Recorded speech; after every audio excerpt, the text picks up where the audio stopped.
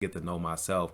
A lot of times we worry about dating this guy or dating this girl or, you know what I'm saying, dating this person or impressing this person, but we never even dated ourselves. You see what I'm Mm-hmm. saying? We got to date ourselves. We got to get to know ourselves and really dig deep inside. And once I realized Exactly. how to love myself, that's when I was able to love others. Because you Mm-hmm. can't love anybody if you don't love yourself. You see what I'm saying? So if somebody tell me they love me more than they love themselves, I'm gonna say, well, what you need to do is go back and do some self-reflecting. You know what I mean? Because you're supposed to love yourself. You know what I mean? And then you love Exactly. your neighbors as you love yourself. You know what I mean? So Definitely. yeah. Definitely. I actually, I was reading this book and they gave an example about loving yourself like a mother would love her toddler, like unconditional love, Wow. and then also loving every single other person the same way that a mother would love her toddler. Wow. And when I read that, Oh my God. it was like mind changing for me. It really helped Jeez. me a lot, actually. Yes. You know, because what I've realized is that, to kind of go off what you're saying, okay, I believe that there is a God. Yes. Maybe not everyone does. You can just relate to this as your heart. Not everything that is important to man is important to God or to your heart. So, like materialistic things, Yes. degrees, statuses. Who gives a crap about that in the real grand scheme of things? Yes. Really, though. I mean, really, no one at eulogies, they're not ever like, oh, she was the MVP of blah, blah, blah, blah, blah. No. Like, no, they're talking about what you did, the people you helped, the impact you had. No one cares about your title. That is so unimportant. You're okay, let's get this Oh my straight. God. Your past does not define you.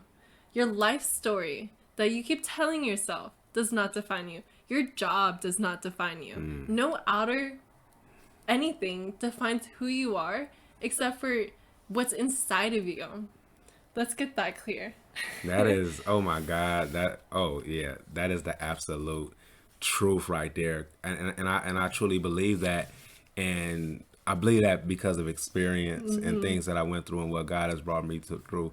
I thought I thought I had everything figured out. I thought I had this fancy little what I cared about, like you said, to piggyback off what you were saying, what I cared about was not what God cared about.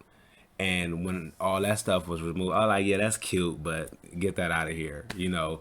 And when I realized that and I started living, you know, chasing purpose versus chasing material and all that and just living towards significance, I started realizing like none of that stuff matters.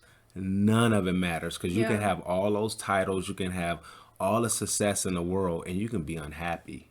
You can be exactly. miserable. Mm-hmm. You can just be in shambles. So what is that? You know, what is it, a man, to gain the world and lose his soul in the progress? You know what I mean, in the process. So, And yeah. it's also really funny to bring up about like people with wealth being unhappy because it's funny how people of all different levels of financial stability have different problems, you know? But at the end of the day, happiness comes from within anyway. So it all just comes down to it doesn't really matter how much money you have. Like, sure, and I'm actually doing a podcast on this. Yeah. The next podcast I'm filming next week is going to be about how money doesn't buy you happiness. Yeah, it doesn't. I agree. Yeah. So it all comes down to what's inside, you know? So, what are resources that helped you along your journey? Um, books. Lots of books I read. You know, one of them that really helped me was the Four Agreements. That book really helped me like not take things personal. Helped me realize that no matter what people say, I don't have to agree with it. I don't have Mm-hmm. to agree to the lies I've been told when I was a child, because people don't know what they don't know, and that's helping me a lot. Realizing that people don't know what they don't know. Sometime it can be, you know, people can be telling you something out of love, but it can be some completely negative because they're living Yeah. fear based. and just all these different things. People try to project their fears on you, their mindset. Everything is a mindset. So once I start realizing that, I'm like, I can't really, I can hold people accountable and responsible for what they say, especially if you're grown, but I can't hold it against them because Yeah. I started seeing I see why they think that way because of how they think and, how they was raised and whatnot. So, that book helped me realize that and being impeccable with Love my that. word.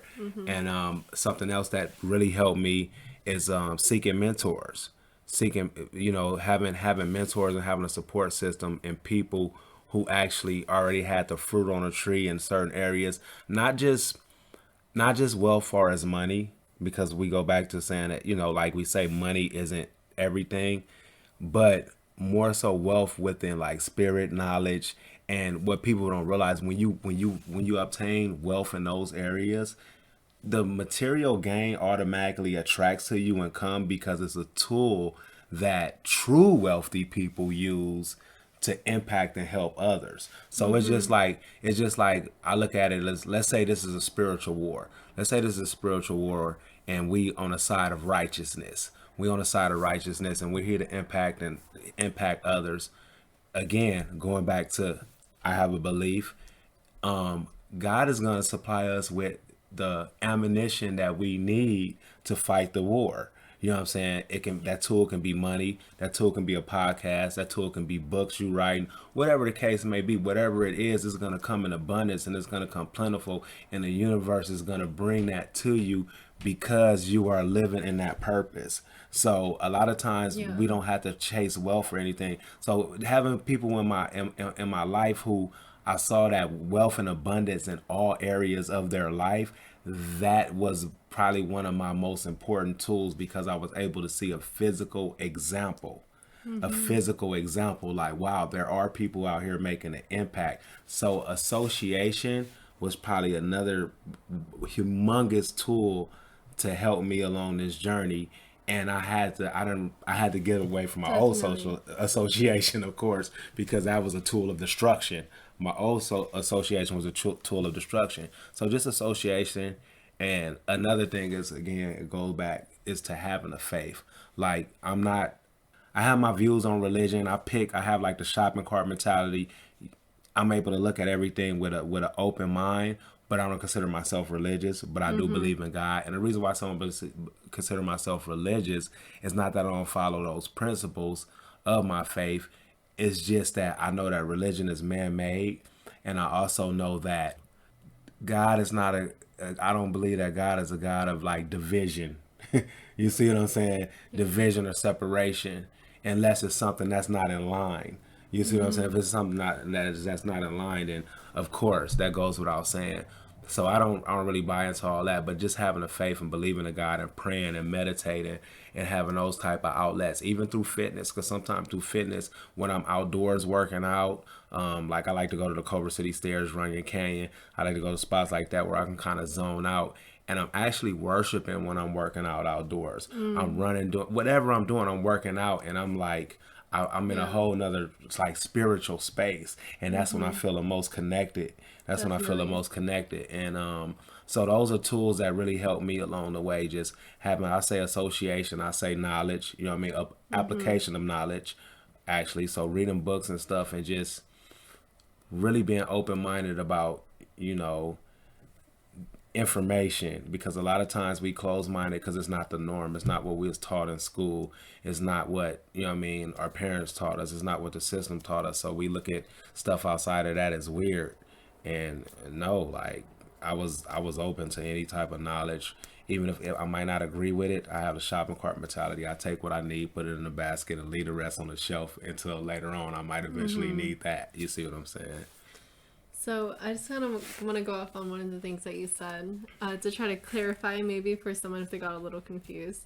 Yeah, I was saying a lot. So correct me if you think I'm wrong, but what I got the gist of was that if you follow your life purpose and do what you love, God will always provide for you. Absolutely. Yeah. Absolutely. Yes. So Yes. so I was actually reading this in a book by I don't it's a really long name. I'll include it in the description. The book says quite literally that if you have your life purpose, and it truly is your life purpose, God, the universe will provide for you. Absolutely. Literally everything you need. And all you have to ask is for the universe or God to guide you to make the right actions.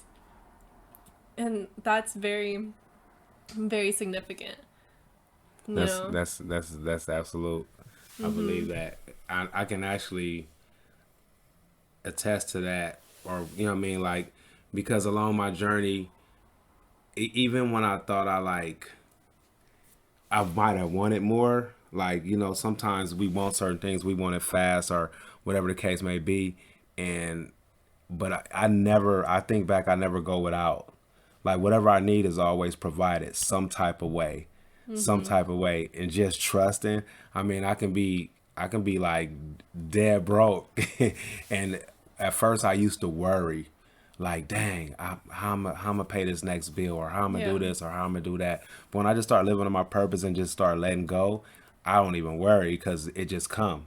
It comes. Some, you know, you just, if you moving Exactly. forward, if you're moving forward, you're gonna have impact. You can't have impact without contact. So you moving forward, force, and if you're just moving forward, things are gonna come to you. Things are gonna come to you. I love that. I love that. So, what is your last message for listeners? My last message for listeners is this is something that's been placed on my heart, is whoever's out there on a journey, first be patient with yourself, and be kind to yourself. Like, don't beat yourself up, because a lot of times we kind of beat ourselves up and we go into like a depression, or like, you know, a low vibration, because we start buying into lies. Like, first it starts with us beating ourselves up. Oh, I'm stupid. Oh, that was stupid. Why did I do that stupid thing? I'm clumsy. And we start making these agreements with ourselves. And you got to watch what you say and how you talk to yourself, because the tongue is very, very powerful.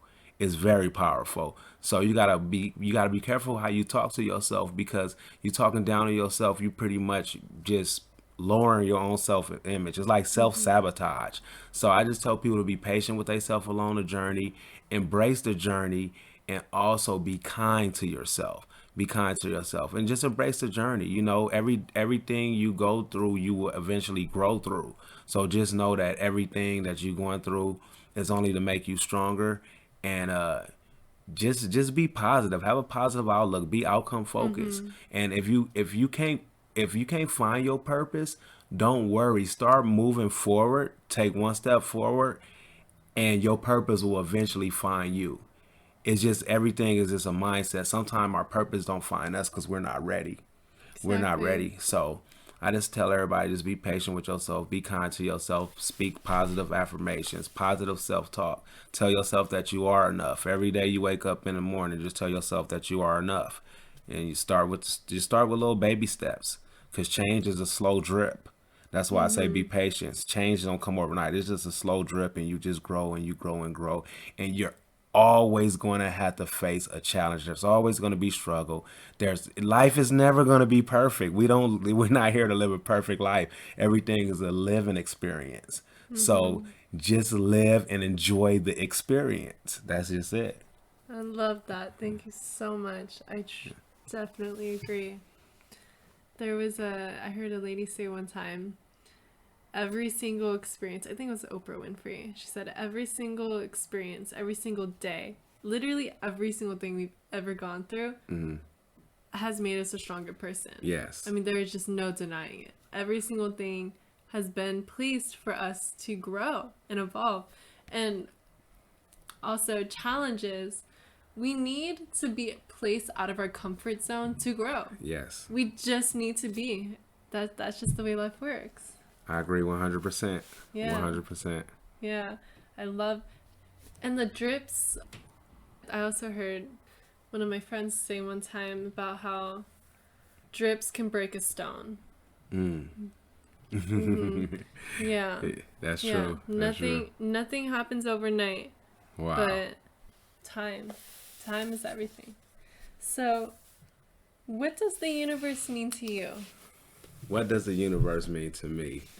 Mm.